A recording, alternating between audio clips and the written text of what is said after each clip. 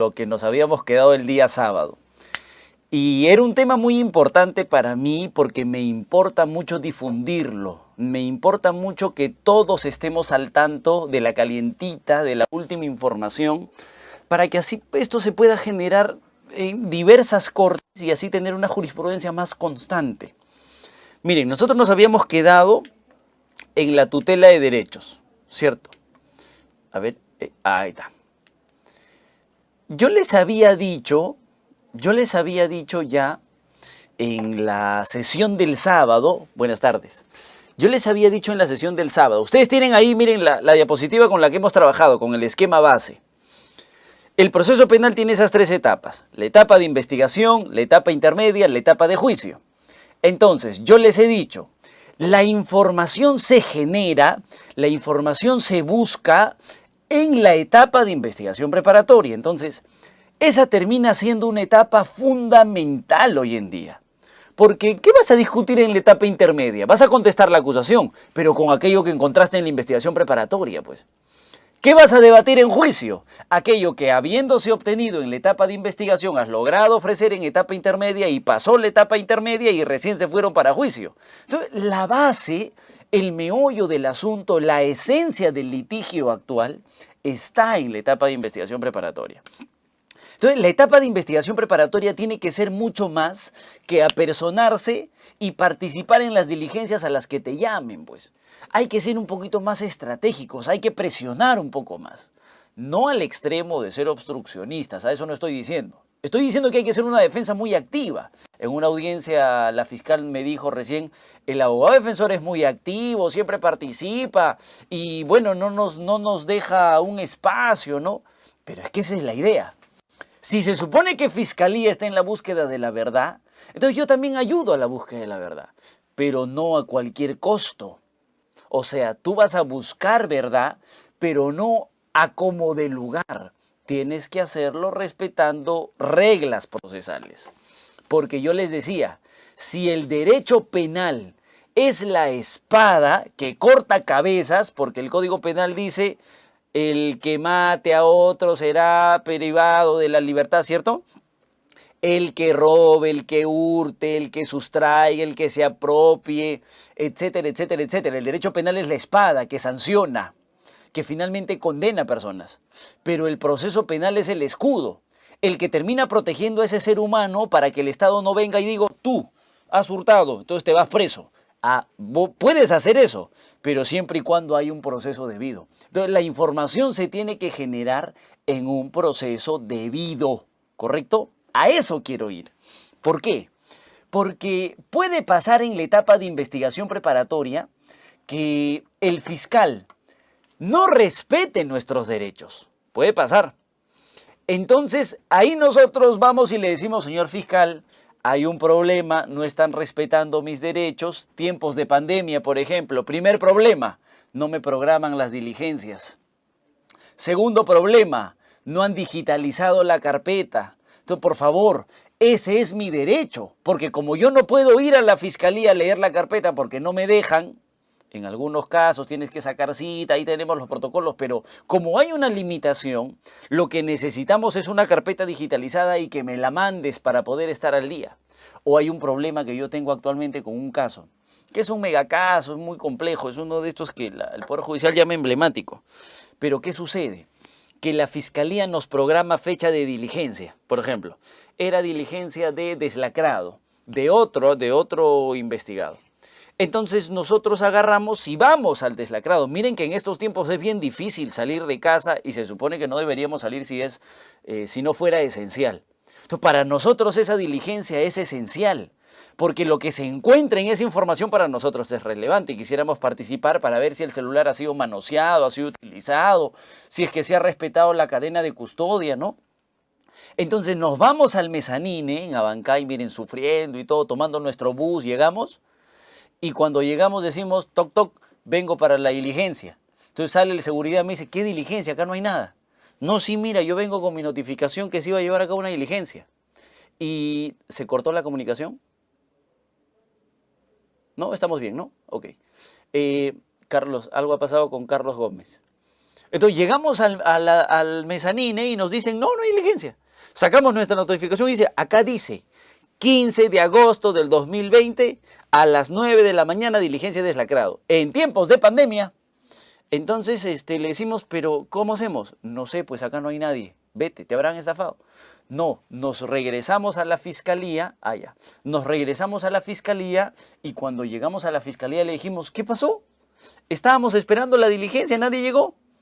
Y nos respondieron y nos dijeron, ay, ¿verdad? Sí, no va a haber diligencia, nos hemos olvidado de avisarte. Oye, pero son tiempos de pandemia, ¿no te parece un poquito de consideración avisarnos antes? No, sí, ya han dado más que luego lo vemos. Entonces el abogado me llama de la oficina y me dice, oye, me han dicho que ya después, loco, levantan un acta y en esa acta consignan la razón por la cual no se ha llevado a cabo la diligencia. Entonces levantan el acta a regañadientas y luego resulta que hacen la diligencia sin avisarme. Y me notifican y me dicen, ya se hizo la diligencia. Oye, pero yo tengo interés en participar en esa diligencia, ¿por qué no me avisaste antes? Yo te avisé. Cuando la hicimos la primera vez, yo te avisé. Y la hemos reprogramado. Pero me tienes que avisar de la reprogramación. Bueno, es que yo cumplo con avisarte una vez y ya tú tienes que revisar si es que reprogramamos. Oye, por el amor de Dios. Y puede pasar, a esto que nos ha pasado a nosotros, puede que les pase a ustedes. Estoy poniendo solo un ejemplo. Entonces, ¿qué sucede? Que en la investigación, miren que están buscando la verdad, porque vamos a deslacrar un celular que viene cerradito con la firma de todos y nos tienen que preguntar, señores, ¿todo bien? Y uno revisa las firmas y dice, sí, todo bien. Si todo está bien, lo abrimos. Vamos a proceder a revisarlo. Perfecto. ¿Tiene clave? ¿Ha venido el imputado? Sí, acá está. A ver, señor, ponga su clave. Ok, mariposita 30. Pones la clave, abres el celular y empezamos a revisar todos. Es la búsqueda de la verdad. ¿Se dan cuenta o no? Entonces, en esa búsqueda de la verdad, en esa búsqueda de la información, en la construcción de las posiciones de cada uno, se pueden generar ciertas lesiones a derechos, por no decir abusos. Entonces, ese es un supuesto. Puede pasar también que tú haces un pedido y no te responden nunca. Entonces, ojo, la investigación, esa etapa de construcción, de la búsqueda de la verdad, no solamente es para que la fiscalía construya su verdad, sino que es para que nosotros como imputados, digo nosotros porque yo soy del lado oscuro, ¿no? Del lado de la defensa, para que nosotros preparemos nuestra defensa. O sea, no solamente es para fiscalía, es para prepararnos nosotros también. Entonces, como pueden haber excesos de parte del fiscal, es que surge en el nuevo sistema una figura, que es la figura del juez de la investigación preparatoria. Cada vez que tú tengas un problema en la investigación, cada vez que tú tengas alguna lesión a un derecho, por ejemplo, te investigan mucho tiempo, o tú pides actos de investigación y no se programan, entonces tienes la posibilidad de ir a reclamar ante una suerte de hermano mayor, ante una suerte de vigía, ante una suerte de controlador, ante una suerte de verificador de que todo esté bien en el proceso. Esa figura, amigos, es la figura del juez de la investigación preparatoria. El juez de la investigación preparatoria no existe en el proceso para luchar contra la corrupción. Hay que cañar a todos. No, para eso no existe. El juez de la investigación preparatoria no existe para trabajar como compinche con la fiscalía, todos juntos los dos. Así no. El juez de la investigación preparatoria existe para velar por tus derechos como investigados. ¿Correcto? Entonces tienen que tener mucho cuidado. Esa es la figura que representa a un juez de investigación preparatoria. Este tema no lo he querido dejar pasar. Me he venido acá presencial porque me parece importantísimo. Entonces no se vaya a celebrar, digo, no, yo sé que no pasa, pero digo, me anticipo. No se vaya a celebrar, por ejemplo, que el juez de la investigación preparatoria luche contra la corrupción. O no se vaya a celebrar que el juez de la investigación preparatoria encierra los corruptos. No, eso no. Para eso no existe. El juez de la investigación preparatoria existe para velar por los derechos, es un garante, por eso es que se le llama juez de garantías, ¿correcto? Yo sé que no pasa, pero por si acaso, más aviso. ¿Y saben cuál es la lógica, amigos? Que nuestro sistema procesal ha dicho lo siguiente. Fíjense aquí, ya hemos tenido oportunidad, me parece, de conversar. Fíjense aquí un ratito, miren. Reglas del Código de Procedimientos Penales de 1940, ¿correcto? Reglas del Código Procesal Penal del 2004. Son dos sistemas totalmente diferentes. Vengo de una reunión, mira qué irónica es la vida. Vengo de una reunión ahora, del caso de unas personas que están en etapa de instrucción en el Código de Procedimientos Penales de 1940. Y me dicen, Jefferson, te hemos llamado porque queremos hacer una consulta. He escuchado tu clase, me dice, y entonces quiero saber qué puedo hacer. Nosotros hemos solicitado al juez de instrucción, aquí, que nos llame a declarar, Jefferson. Que me llame a declarar a mí y que llame a declarar a mis testigos, porque con esas declaraciones no existe caso, Jefferson. Si ellos declaran, yo soy totalmente liberado del proceso. Entonces le digo, ¿y lo han pedido? Sí, lo hemos pedido. ¿Hace cuánto lo han pedido, Jefferson? Hace un año que venimos presentando escritos, un año, que venimos presentando escritos donde al juez le decimos, por favorcito, prográmalo. Un año no lo programa. Entonces me preguntan, ¿qué podemos hacer, Jefferson? Y mi respuesta ha sido muy directa.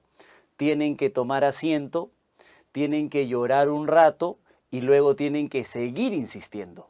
Porque no existe en el Código de Procedimientos Penales de 1940 un mecanismo que los ayude a reclamar esa arbitrariedad. ¿Se está lesionando un derecho o no, amigos? Claro, ¿cuál derecho sería? El derecho a probar. ¿Se dan cuenta o no? No hay un mecanismo para reclamar. Les cuento otro caso. Hay una persona que está investigada con el Código de Procedimientos Penales de 1940, en etapa de investigación preliminar. Ya van 5 años de etapa de investigación preliminar. Y durante esos 5 años, no se han realizado actos de investigación. Nosotros, control de plazo, ¿se acuerdan? En el sábado. Pregunta, me preguntan ellos, Jefferson, ¿cómo podemos reclamar? No pueden reclamar, le digo. Bueno, máximo podrán presentar una queja a control interno, pues, pero después no pueden hacer nada. ¿Que no podemos hacer nada? Absolutamente nada. Porque en el antiguo sistema no existe un mecanismo para controlar esto. ¿Qué se estaría lesionando ahí? El derecho al plazo razonable, ¿sí o no? Jefferson, muy sencillo, no me quieren dar copias, me las niegan, me han dicho que no puedo acceder, que ya es suficiente con que yo tenga solamente el auto apertorio de instrucción y lo demás ya no es necesario, así han respondido. Están lesionando, cuando no le han dado las copias, están lesionando el derecho a la defensa, algo tan sencillo como eso, miren. Eso es si es que el caso está siendo tramitado con las reglas del Código de Procedimientos Penales de 1940. No tienes un mecanismo por el que puedas reclamar aquí al interior del proceso. Entonces, ¿qué te queda? Lo único que te queda a la mano, 2 caminos. Miren acá. Una queja al control interno. ¿Sí o no? Eso es lo único que te queda. Eso no te va a solucionar el problema, porque la queja va a demorar más que el proceso. Y además Otorongo no como Torongo, entonces no va, ese no es el camino. El otro camino que puede ser más efectivo es una acción constitucional. ¿Sí o no? ¿Qué acciones constitucionales podrías tú tener a la mano que te ayuden con estos problemas? 2 acciones constitucionales. Aquí.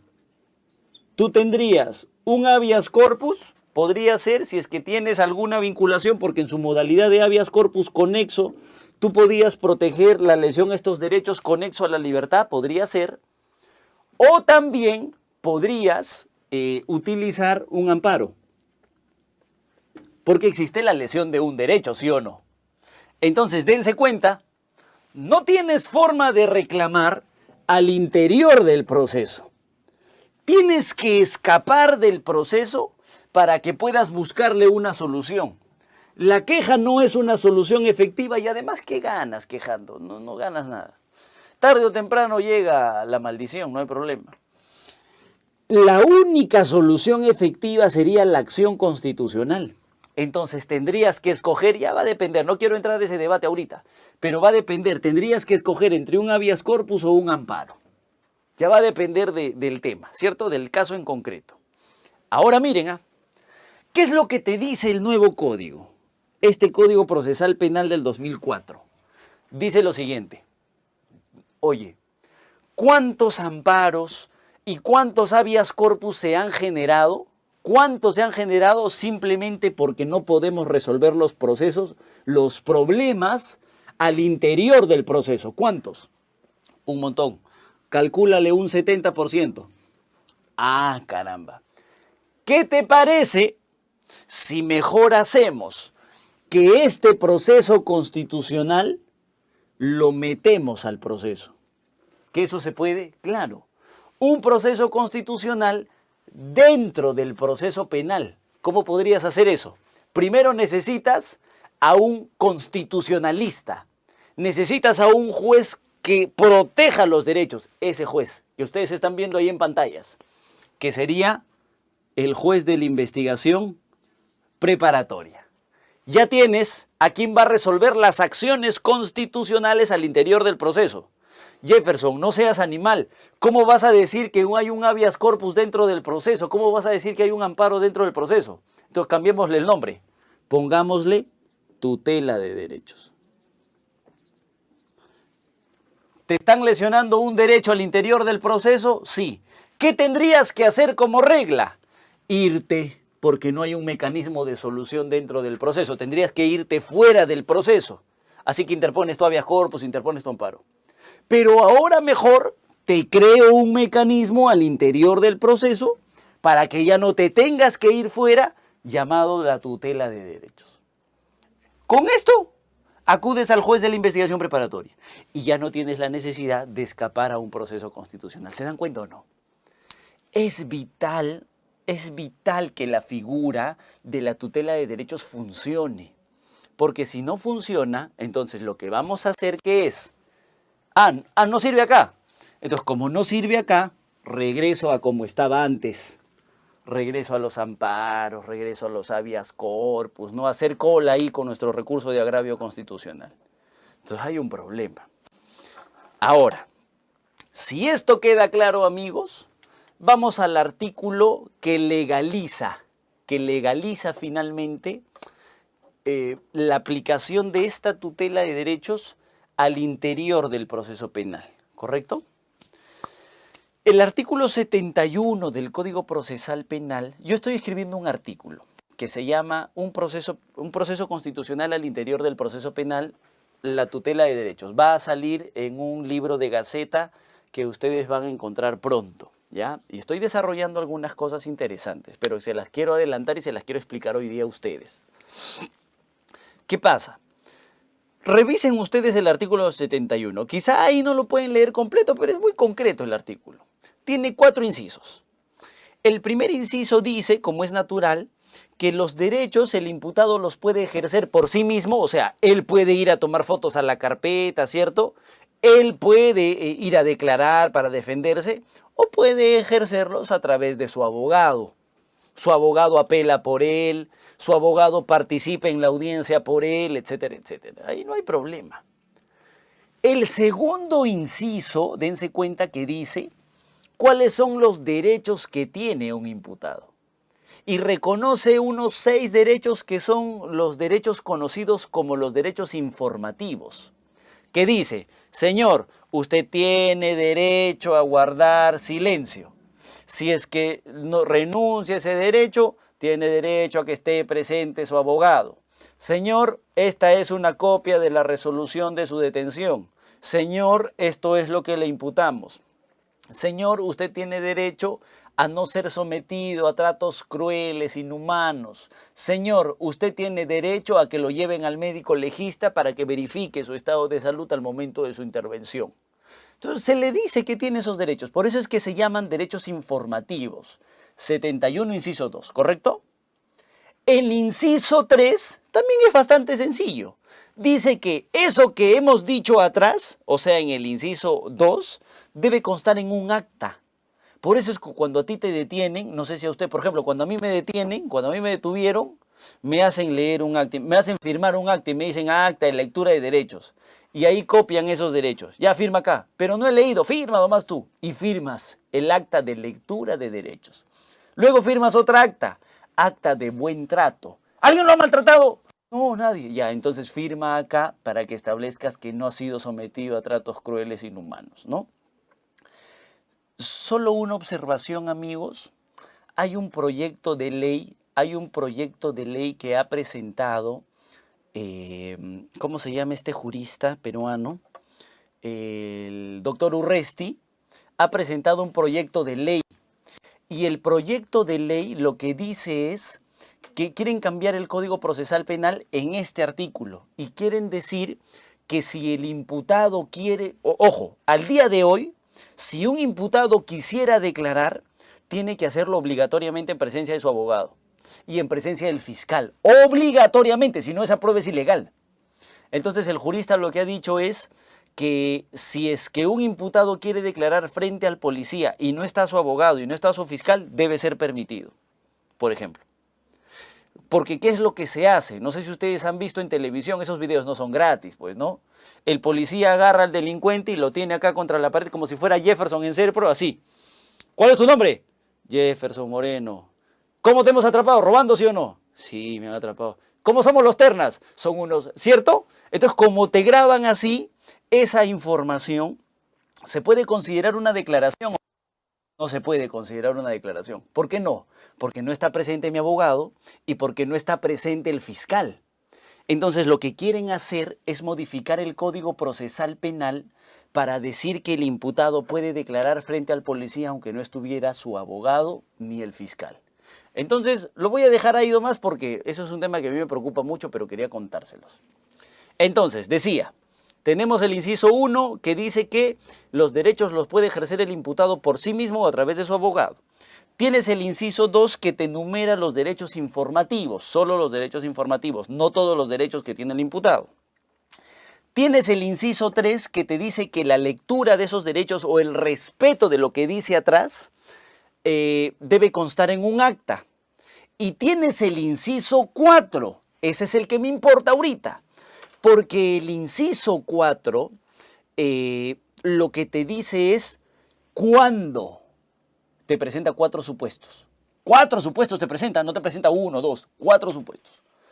Cuando no se han dado cumplimiento a estas disposiciones, o sea, se refiere a las anteriores, pues al inciso 1, 2, 3, o cuando tus derechos no son respetados, ese es el segundo supuesto. 3. Cuando eres objeto de medidas limitativas de derechos indebidas. O 4. Cuando eres objeto de requerimientos ilegales, entonces puedes plantear una tutela de derechos. Por ejemplo, señor, no me han llevado al médico legista, te puedes plantear una tutela de derechos. Ese sería el primer supuesto, no se ha dado cumplimiento a estas disposiciones, ¿cierto? Señor, me han tratado mal, una tutela de derechos. Puedes plantear porque dice que no se ha dado cumplimiento a estas disposiciones. Otra cosa sería cuando los derechos no son respetados, ¿sí o no? Esa sería otra cosa. ¿Por qué digo esto, amigos?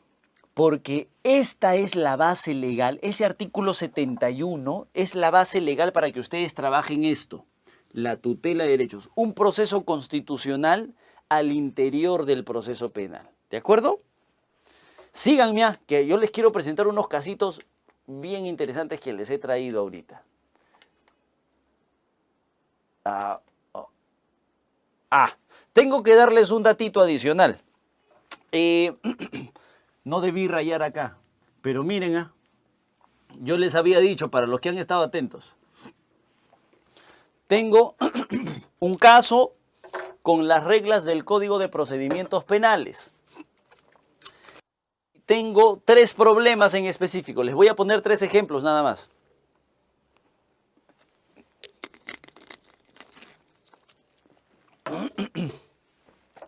Primer problema.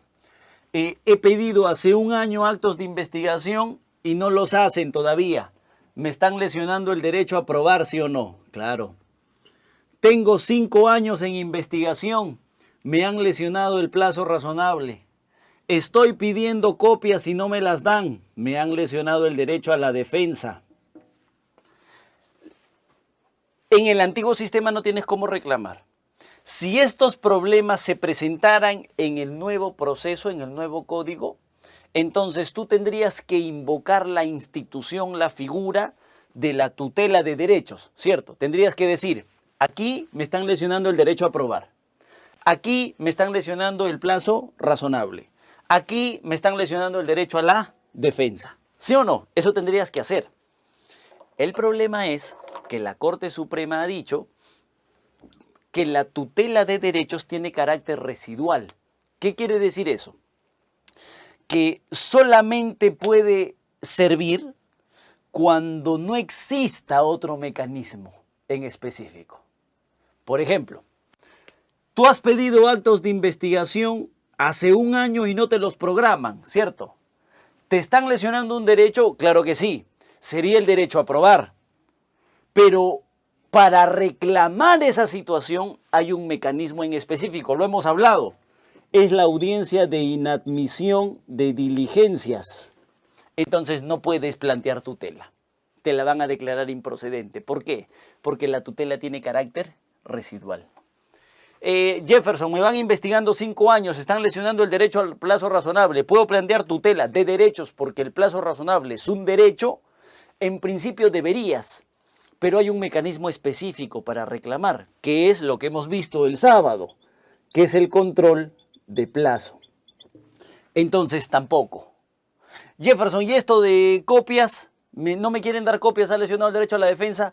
No hay un mecanismo en específico. Por lo tanto, sí puedes invocar la tutela de derechos. Solo puedes invocar tutela cuando no exista un mecanismo en específico para reclamar. ¿Correcto? Ok. Otro requisito antes que ustedes tienen que tener en cuenta, son medios absurdos, pero finalmente hay que respetar los requisitos de procedibilidad. Además, uno sería la residualidad, la tutela de derechos es residual. 2, otro requisito de procedibilidad es el requerimiento previo.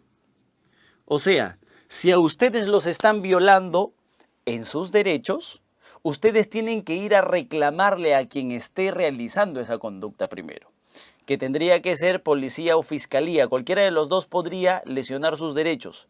Entonces ustedes acuden a fiscalía y le dicen, señor fiscal, hay un problema, están lesionando un derecho mío. Entonces yo se lo pongo en conocimiento, quizá usted no se ha dado cuenta, para que restablezca el estado de las cosas. Si es que te responde negativamente, eso es una primera opción, y te dice, no, yo creo que no estamos lesionando tu derecho, así que seguimos para adelante. O simplemente, esta es una respuesta negativa, cuando te dice, yo creo que no estamos lesionando tu derecho, así que seguimos. Es una primera opción. Una segunda opción es que nunca te responda. Entonces tú tienes que presentar pedidos constantes, bastarían 2, 3 pedidos. Y no te responde, entonces en cualquiera de los dos supuestos ya cumples con esto del requerimiento previo. Y podrías plantear tu tutela de derechos, ¿de acuerdo? Ahora miren. Ojo, no siempre tienen que convocar a audiencia. Eso es algo que hay que utilizar mucho y no se está utilizando, no sé por qué.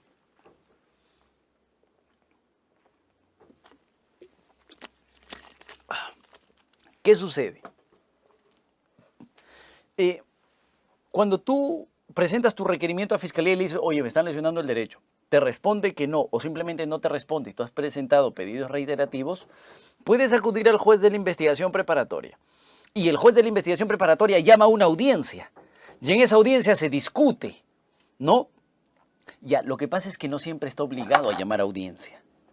¿Por qué no siempre está obligado a llamar a audiencia? Porque puede ser que el agravio sea irreparable. Puede ser, señor juez, que si usted espera a que todavía hagamos audiencia y recién ahí debatamos, entonces puede pasar que ya sea muy tarde y no haya nada que recuperar. Puede pasar con una pericia química, por ejemplo. Señor juez, si usted se demora en instalar mesa de trabajo, cuando regresemos ya no hay muestras. Entonces, de una vez, pues, ¿para qué audiencia? O puede también pasar que el escrito presentado no tenga ningún tipo de fundamento y por lo tanto resulte una manifestación, una manifiesta intención de obstrucción. Entonces la rechazan de plano. Ya ni siquiera llaman a audiencia. ¿Correcto? Ojo con eso. Ahora, ahí quería llegar, miren. Yo les he hablado del artículo 71, ¿sí o no? Esa es la base legal para que ustedes puedan invocar la figura de la tutela de derechos. Pero, en el artículo 71, yo les he dicho que hay 4 incisos. Y que en el inciso 1 solamente se habla del ejercicio que se puede hacer a través del imputado o a través del abogado. El inciso 2 dice cuáles son los derechos, pero solamente los derechos informativos. El inciso 3 dice que todo esto debe constar en acta. Y el cuarto dice que si no se respeta puedes plantear tutela. ¿Cierto? Ese es el esquema. ¿Qué pasa? En esos pronunciamientos que ustedes están viendo en la diapositiva, la Fiscalía ha dicho, el Poder Judicial ha dicho que la tutela de derechos solamente puede proteger estos derechos de acá, los del artículo 71, inciso 2. Si es que los derechos que tú alegas se han lesionado no están en el artículo 71, inciso 2, entonces no puedes reclamarlo vía tutela. Yo tengo una audiencia, por ejemplo, ahorita les voy a pasar, si no la han visto. Es una audiencia sobre los testigos protegidos. Y yo llegaba a la audiencia y le decía, señor juez, se me ha lesionado, miren, se me ha lesionado la garantía de la tutela jurisdiccional efectiva en su manifestación de acceso al recurso. No me han permitido el acceso al recurso, por lo tanto se me lesiona la tutela jurisdiccional efectiva. El juez agarra y me pregunta, abogado, ¿qué derecho dice? Tutela jurisdiccional. Ya, ok. ¿Eso está dentro del catálogo del 71, inciso 2? No, señor juez, no está en el catálogo del inciso 2. Entonces no puede reclamarlo vía tutela. ¿Por qué? Porque la tutela solo va a proteger los que están en el inciso 2. Esa es una concepción restringida. Esa es una concepción restringida de la tutela de derechos. Es una concepción donde solamente se van a proteger los derechos que están expresamente. ¿Sí? ¿Todo bien? Es una concepción donde solamente se van a proteger los derechos del 71, inciso 2, ¿correcto? Ahora, si es que se dice que nosotros no podemos reclamar los... No. ¿Estamos bien? Tranquilos. Si es que me dicen que no podemos reclamar más allá de los derechos consagrados en el inciso 2, entonces hay un problema. Porque, ¿qué pasaría si yo quiero alegar, por ejemplo, que se me ha lesionado el derecho al juez natural? ¿Qué pasaría si yo quiero alegar que se me ha lesionado legalidad procesal penal? Esos derechos, amigos, ¿están en el 71, inciso 2? No están, ¿sí o no? Y como no están, no puedes alegar tutela. ¿Qué va a pasar? Si es que me dices eso, ¿qué es lo que va a pasar? Ah, muy bien. Planteo un amparo. Ah, ¿no quieres? ¿No va a tutela? Ok, planteo un habeas corpus. El que tú quieras, traslativo, conexo, lo que gustes. No voy a entrar ahorita a eso. Es otra clase, es otro precio. Pero lo que les estoy diciendo es esto. No puedes reducir la tutela solamente a los del artículo 71, inciso 2, porque eso haría inservible la tutela. Porque eso haría que la gente escape otra vez, que los litigantes escapen otra vez al amparo y al habeas corpus. Entonces no tiene sentido, hijo. A consecuencia de eso, creo que viene implementándose ahora una nueva concepción, que es la concepción amplia. Y la concepción amplia, obviamente a diferencia de la restringida, dice, no solamente se van a proteger los derechos del 71, inciso 2, sino se van a proteger vía tutela todos los derechos. Todos los derechos que constitucionalmente tú tengas reconocido como investigado, convencionalmente, incluso legalmente tengas reconocido como investigado, todos se van a proteger por la tutela. Esa es una concepción amplia. Correcto. Es más, en esa concepción amplia de la tutela, lo que la Corte Suprema ha dicho es, en principio, vía tutela solamente se protege los del 71, inciso 2, ¿cierto? Pero le voy a sumar una posibilidad más. Por ejemplo, vía tutela también se va a excluir prueba ilícita. ¿Se dan cuenta o no?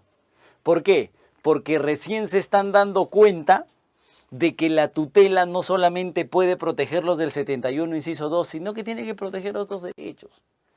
Es por eso que han aceptado excepcionalmente que la tutela no solamente proteja los del 71, inciso 2, sino que además permita la exclusión de prueba ilícita.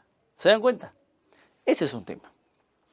Ahora, dicho esto, quiero contarles algunas cosas. Voy a arrancar aquí. Con esto terminamos. Miren,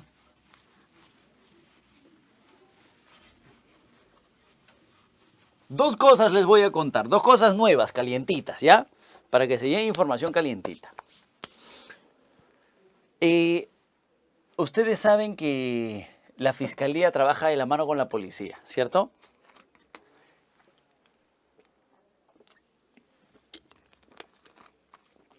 Entonces, un día, la policía obtiene información, un caso. Un magistrado, escuchen, no se pierdan, esto es importante, es interesante.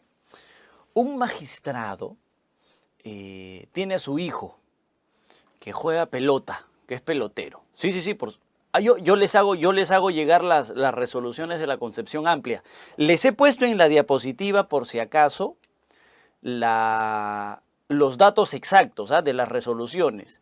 Por ejemplo, la Sala Penal Especial de la Corte Suprema, miren lo que dice, literal, amigos, dice que resulta incorrecto afirmar que la tutela de derechos únicamente se puede plantear cuando se afectan los derechos señalados en el inciso 2 de la citada norma.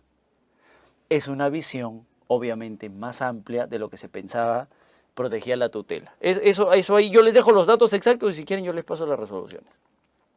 Ya, pero les estaba contando un caso. ¿Qué sucede? Hay un magistrado que tiene su hijo, que es pelotero, se supone. Pero según la fiscalía el hijo es malísimo, o sea, pelotero es cojo, no juega. Pero como su papá es magistrado, según la fiscalía, como su papá es magistrado, lo que hizo fue buscar al dueño de un equipo no voy a dar el nombre del equipo, bueno, ustedes van a leer la resolución, el equipo Cantolao. Entonces resulta que un funcionario público tenía unos casos donde estaba siendo procesado y él era socio, dueño, no sé, algo de Cantolao, tenía influencia en Cantolao.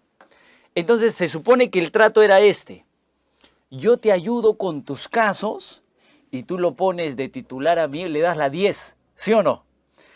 Entonces se supone que el funcionario aceptó y así hicieron debutar a su hijo, me parece, en primera división, segunda división. Bueno, eso es irrelevante, pero la cosa es que ese era el trato. Entonces la fiscalía manda, ordena a la policía que realicen determinados actos de investigación. O sea, vayan a buscar, vayan a recopilar información, porque trabajan de manera coordinada, se supone, ¿cierto? La policía está por ahí buscando información y se encuentra con una fuente humana, o sea, un informante. Y le dices, oye Cholito, ¿qué estás haciendo? Nada, acá, te invito a un pollito. Y lo llevan a la pollería Rockies. Y en la pollería Rockies se sientan y empiezan a conversar. Ya, a ver, te voy a tomar tu declaración, le dice el policía. Cuéntame, pues, tú qué has estado, qué sabes, qué información tienes. No, yo no puedo contarles nada porque si yo cuento la información, mañana amanezco muerto, ¿cierto? Tiene miedo. Tranquilo, yo te voy a poner un código.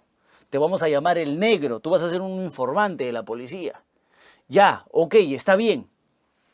Entonces el hombre empieza a declarar y le empieza a dar la información a la fiscalía, a la policía. Entonces la policía agarra y hace un parte, que es el parte que ustedes pueden ver ahí en la diapositiva, es el parte 2/2019.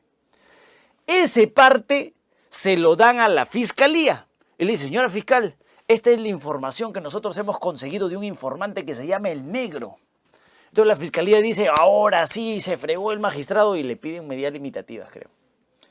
El abogado, demasiado inteligente, lo que hace es decir, espérate un ratito. Eso de ahí es ilegal. Eso de ahí no lo puedes utilizar. Y agarra y plantea una tutela de derechos. Y vía tutela, obviamente el juez de primera instancia rechaza, pero la sala con más sabiduría razona y dice un ratito. Tú puedes incorporar información a la carpeta, no hay problema, pero tienes que hacerlo de manera legal. No lo puedes hacer así a través de un parte. No puede declarar un informante en un parte, porque esa figura de la entrevista no existe en realidad. Entonces, si tú quieres que esa información dada por el informante ingrese al proceso, entonces tienes que hacerlo declarar como testigo en el proceso. Tienes que llamarlo a la investigación a declarar. Pero, oye, ¿cómo lo voy a llamar a la investigación a declarar si el hombre tiene miedo? Si declara, lo matan. Entonces hazlo testigo protegido. Porque si lo haces testigo protegido, ya nadie va a saber quién es, pero la información la declara en el proceso. Lo que me ha llamado mucho la atención es que la Sala Especial de la Corte Suprema ha declarado fundada la tutela, pero ojo, ¿qué derechos se habrían lesionado, amigos? ¿Qué derechos? Ahí se habría lesionado, primero, legalidad procesal penal. Porque la ley prohíbe que se use la declaración de un informante si es que no ha declarado en el proceso. Pregunta, ¿la legalidad procesal penal está en el artículo 71, inciso 2? No está, ¿sí o no? ¿Qué quiere decir? Que la Sala Especial de la Corte Suprema ha ratificado que vía tutela de derechos no solamente se protegen los del 71, inciso 2, sino que se protegen todos los derechos que tenga consagrados el imputado. Esa me parece importantísima.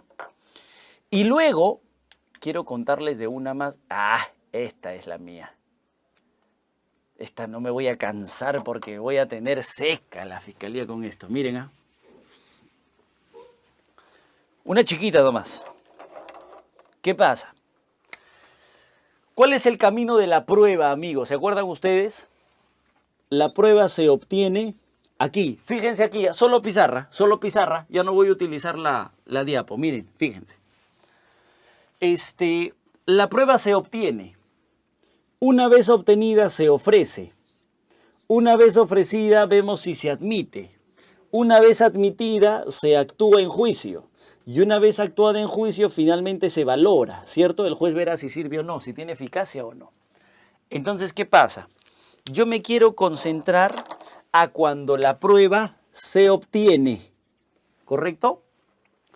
Toda fuente de prueba se tiene que obtener primero. Sea prueba testimonial, sea prueba documental, sea prueba pericial, tienes que obtenerla, tienes que producirla. Lo mismo pasa con la prueba pericial. Y el código dice que el fiscal, ojo, designa su perito, lo voy a poner así, miren, su perito oficial, ¿cierto? Una vez que la fiscalía designa su perito oficial, le da 5 días a las partes para que las partes puedan designar a su perito de parte, ¿correcto? Una vez designado su perito de parte, el fiscal, el perito oficial inicia su trabajo, por ejemplo, le dan 30 días. Luego de los 30 días, el perito oficial tiene que emitir su informe final, su informe pericial final. ¿Correcto? Una vez que emite su informe pericial final, ese informe se le notifica a las partes para que las partes en el plazo de 5 días puedan presentar observaciones. ¿Cierto? Esa es la regla. Ojo. Entonces, ¿qué es lo que pasa en la realidad, en la práctica peruana? Tú designas tu perito de parte y como buen samaritano esperas a que el perito oficial termine su pericia y recién al final te mandan su pericia oficial y tú tienes 5 días para hacer observaciones. De ahí no haces nada más. Y luego tu perito de parte hace su pericia de parte. Listo, y eso lo presentas. Ese ha sido el trabajo clásico, cuando hemos trabajado siempre pericias. Esto ha nacido, les voy a decir, ha nacido a raíz de una pericia contable, ¿ya? Pero lo que les voy a contar ahorita, pero en realidad yo creo que aplica a todas las pericias que se hagan, absolutamente a todas. ¿Qué pasa? Miren acá, con azulito para que se note. Si el perito oficial va a tener 30 días para trabajar su informe final, su informe pericial final, ¿por qué mejor no se sientan en la misma mesa perito oficial y perito de parte? Porque el perito de parte puede presenciar las actividades del perito oficial. Entonces, lo que yo le pido a la fiscalía es que me diga, ya, ¿cuándo arrancan a trabajar? El lunes. Perfecto. ¿A qué hora nos vemos? No. El lunes va a trabajar mi perito, ya él verá a qué hora. No, tienes que decirme, ojo, fiscal, tienes que decirme qué días de la semana. Los lunes, miércoles y viernes a las 3 de la tarde nos vemos para trabajar la pericia. Eso es lo que yo le pido al fiscal. Es decir, que se instale una mesa de trabajo. ¿Correcto? Que se instale una mesa de trabajo para que me diga qué días va a trabajar el perito oficial y esos días yo pueda mandar a mi perito de parte para que mi perito de parte esté sentado en la misma mesa y controle. Así evitamos coimas, así evitamos errores y así evitamos que el perito oficial no analice de manera debida la pericia de parte. ¿Sí o no? Entonces, la primera vez que hemos hecho esto y se ha planteado la solicitud de mesa de trabajo, Fiscalía nos ha respondido y nos ha dicho, tú estás loco. Porque ¿en qué parte del código dice que se tiene que instalar mesa de trabajo? No dice. Y como se trabaja de manera cuadrada con la ley, entonces nos han dicho, no vamos a instalar mesa de trabajo. Pero además, no podemos decirte qué días vamos a trabajar porque mi perito trabaja cuando él quiere. Yo le he dado 30 días para que haga. Ya él verá si lo hace en su casa, en el baño, mientras almuerza, ya él verá. Y además yo no te puedo decir, sin menos te voy a dar el día, menos te voy a decir la hora. Pero peor a eso, no te puedo dejar participar a tu perito, no lo puedo dejar participar en la misma mesa, porque ustedes solamente sirven para obstruir, ¿cierto? Entonces, esto de acá, amigos, lo hemos llevado en tutela de derechos. Se los voy a pasar, tranquilo, se los voy a pasar, ni siquiera es mi razonamiento, se los voy a pasar. Y vía tutela de derechos, lo que la Sala Penal Nacional Anticorrupción de nuestro país ha dicho es lo siguiente. Efectivamente, tiene que instalarse una mesa de trabajo, obligatoriamente. El fiscal debe decirle a la defensa qué días y a qué horas van a trabajar el perito oficial para que pueda participar el perito de parte. Es decir, se instale una mesa de trabajo. ¿Por qué? Porque la Sala Nacional dice lo siguiente: un perito de parte no es un perito propiamente dicho, sino simplemente es un representante de la defensa. Y como es un representante de la defensa, entonces es como si estuviera presente el abogado, solo que esta vez hay una persona que tiene conocimientos muy especializados en un arte, ciencia, oficio. ¿Se dan cuenta o no? Esto cambia todo el escenario, amigos. Esto cambia absolutamente todo, toda la construcción de la prueba pericial. Porque ya no solamente vas, dejas tus documentos y regresas a los 30 días para que notifiquen el resultado. Ya no. Sino lo que ahora se hace es que tú entregas tus documentos y dices ya, ¿cuándo nos sentamos a trabajar juntos?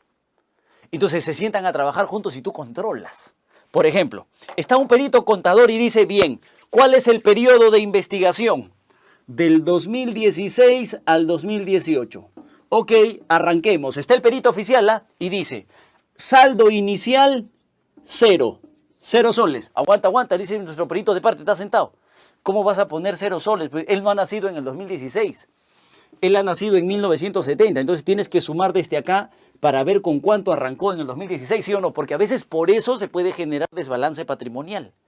Entonces ahora tu perito puede estar sentado en la misma mesa controlando estos actos. ¿Se dan cuenta o no?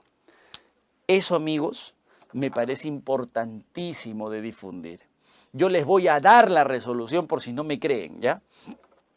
Pero me parece que eso es un arma fundamental en la construcción de la verdad, ¿correcto?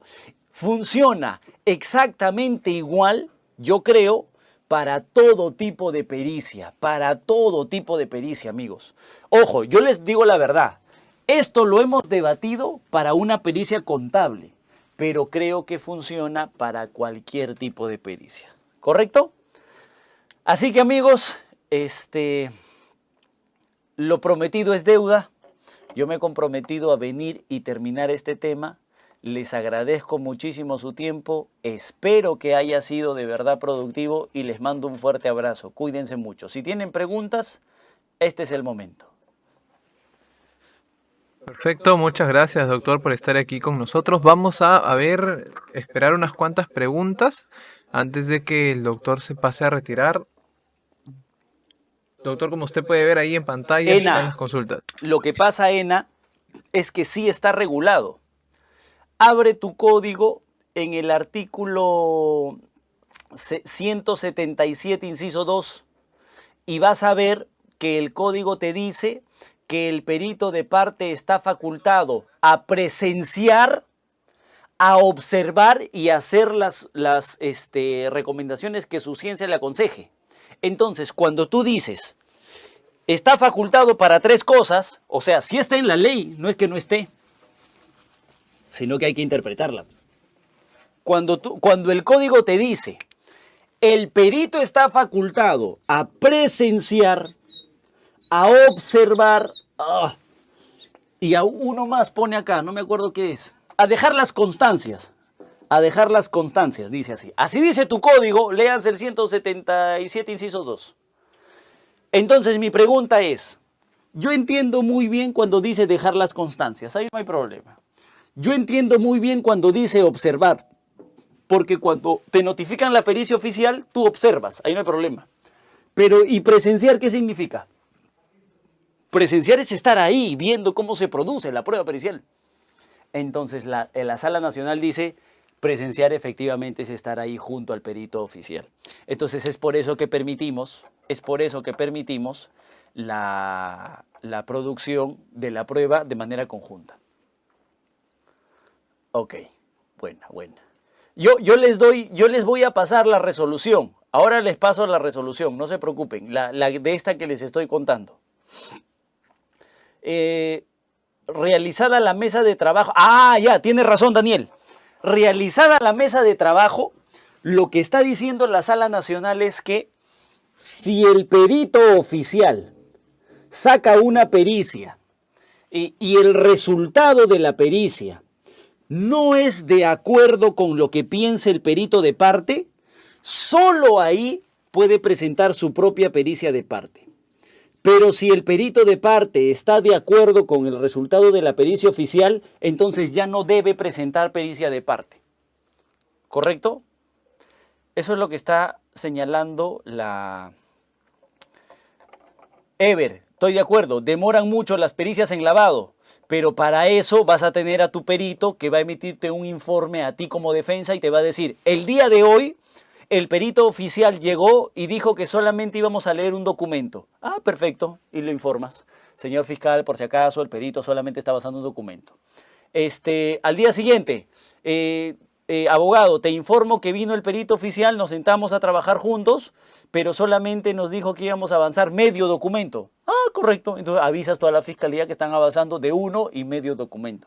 Entonces, así puedes incluso presionar para que ya no estés, como comentaron ahorita, de que tú entregas tu documentación y después de 3 años está la pericia. No, ya no. Ahora vas a estar sentado en la misma mesa para poder controlar la información, ¿correcto? Las actas, estimado Mario, contienen horas distintas. Antes de la intervención, por supuesto, procede una tutela de derechos por el no darle cumplimiento a las disposiciones del artículo 71. Totalmente, sí, ahí no hay problema, el fiscal puede negar se practique evaluación psicológica a un agraviado en etapa de investigación preliminar y preparatoria con tutela en acusación, ¿cómo y en juicio en qué forma? Primero, la producción de esa prueba tiene que darse necesariamente en investigación preparatoria, sea preliminar o preparatoria. Si es que ya existe una pericia psicológica, entonces está prohibido que el agraviado sea sometido a un nuevo examen, porque se trata de evitar su revictimización. Pero si tú solicitas y es la primera vez y no lo hacen, entonces tu mecanismo de lucha es la inadmisión de diligencias. Ahí peleas, ya no sería tutela, sería inadmisión de diligencias, ¿correcto? Sucede lo mismo con los peritajes en cámara Gesell y evaluación psicológica. A ver, lo que pasa es que la cámara Gesell es un tema sui generis, porque mucho se discute en nuestro país, acuérdense, si la declaración en cámara Gesell es una prueba anticipada o es una prueba preconstituida. No se sabía, hasta que la Corte Suprema ha dicho que en realidad se trata de una prueba anticipada sui generis, en la que participa el fiscal dando legalidad, participa la defensa y finalmente se actúa la prueba y ya no se vuelve a repetir. Entonces, en ese caso no, ahí sí no, ahí no creo. Ese es un buen tema, Lisetti. Lisetti pregunta si el agraviado puede presentar tutela. Miren, lo que ha reconocido la jurisprudencia peruana es que solamente el imputado puede plantear tutela. Hay casos en los que agraviados han presentado tutela, pero los han rechazado porque se ha señalado que la tutela solo es para el imputado y los derechos del imputado. Es algo con lo que yo no estoy de acuerdo, porque... Espérame, Torres sale, ahorita te respondo. Es algo con lo que no estoy de acuerdo porque yo considero finalmente que el tercero civil responsable y el actor civil ejercen los mismos derechos que el imputado en un proceso penal, entonces deberían también poder acceder a la tutela, pero no se les permite. Me ha llamado la atención. Se puede presentar tutela cuando a un testigo Enclave dijo que no lo conoce al investigado y luego en otra pregunta describe las características del investigado que no conocía. No, ese es un tema de fondo. Ese es un tema de fiabilidad del testigo. Es un mentiroso, tiene información inexacta, no se está confundiendo. Esa es una cuestión de fondo, es una cuestión del debate de la fundabilidad del elemento, pero no es pasible discutirlo vía tutela. No, doctor Marcos, ¿cómo si se encuentra pendiente la audiencia de inadmisión de diligencias y el MP acusa... se me fue. Arriba, si se encuentra pendiente la audiencia de inadmisión y el MP acusa, alega que ya no se acepta más diligencia. El juez puede retrotraer. Qué buena pregunta, Marcos. Es algo que está pasando muchísimo en nuestro país y me parece que es una estrategia que están compartiendo nuestros amigos. Están haciendo esto, miren, le voy a contar. A ver, Marcos, corrígenos si nos equivocamos, pero me corto el brazo izquierdo en este momento a que esto es lo que pasa. Diligencias preliminares, investigación preparatoria formalizada. La investigación formalizada dura 8 meses, ¿cierto? Acá están los 8 meses. Y resulta que aquí, al mes número 7, lo incorporan a Jefferson Moreno. Lo incorporan al proceso, Y cuando me incorporan digo, oye, ¿cuánto falta para terminar? 1 mes. Entonces quiero que me tomes mi declaración, quiero que por favor realices actos de investigación rápido. Y el fiscal te dice, no, ya no, voy a cerrar la investigación. Y cierra la investigación. Y te acusan. Y el problema es, Jefferson, ¿puedo plantear tutela contra eso? Entonces nosotros hemos planteado tutela. El problema es que el juez Concepción ha marcado jurisprudencia en el país y han dicho, por eso es que no es bueno celebrar algunas cosas. El doctor ha dicho lo siguiente, ¿qué derecho se te ha lesionado? El derecho a la defensa. Ya, pero si te vas a defender en el juicio, entonces ¿cuál es el problema? Tranquilo, más adelante te defiendes. Ok, gracias. Y segundo problema, dice el juez, la tutela solamente se puede plantear mientras exista la investigación preparatoria, solo en la investigación preparatoria. Si el fiscal ya ha concluido la investigación preparatoria, entonces ya no puedes plantear tutela, pues, porque la tutela sería improcedente. Improcedente porque ya la investigación ha terminado. Problema. Entonces a mí me parece un aspecto problemático.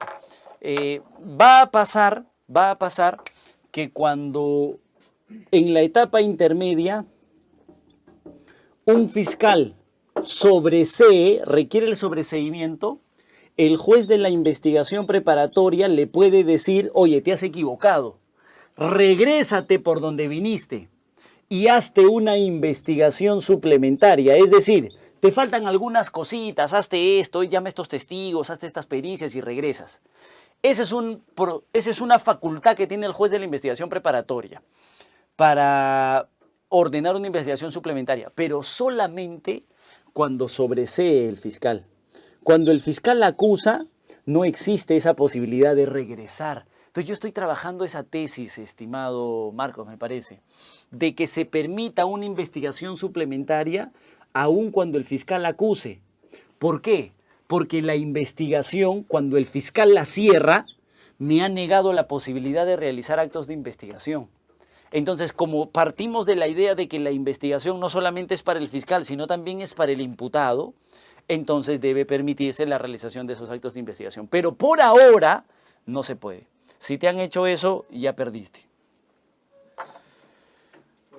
Doctor, muchísimas gracias por estar con nosotros aquí el día de hoy, por el compromiso nuevamente que le había comentado desde temprano con los alumnos, no solo con nosotros, sino con sus alumnos también. Yo creo que todos están bastante agradecidos por los comentarios que también habrá podido leer hasta hace un momento. Están totalmente agradecidos y manifiestan en su gran mayoría, yo creo que todos, el agradecimiento es usted y hacia la magnífica ponencia que hemos tenido en la mañana de hoy, doctor. Un último mensaje para retirarnos y, bueno, esperar la siguiente clase. Muchas gracias a todos, amigos. Disculpen si el sábado hubo problemas con mi conexión, así que he cumplido mi palabra de venir a estar aquí presente, pese a que es un poquito difícil en tiempos de cuarentena, pero aquí estamos. Muchas gracias, de verdad espero que haya sido productivo para ustedes. Cualquier información que necesiten, yo se las hago llegar, no hay problema. Un fuerte abrazo, cuídense mucho y traten de no salir de casa. Muchas gracias, doctor. Y a todos los demás alumnos se les comunica que la clase del doctor Juan Carlos Portugal está programada para las 5 de la tarde, doctores. Tienen aproximadamente casi una hora para poder hacer algunos pendientes y continuamos ahora ya con la clase, doctores. Vamos a cerrar esta transmisión e iniciamos. Muchas gracias.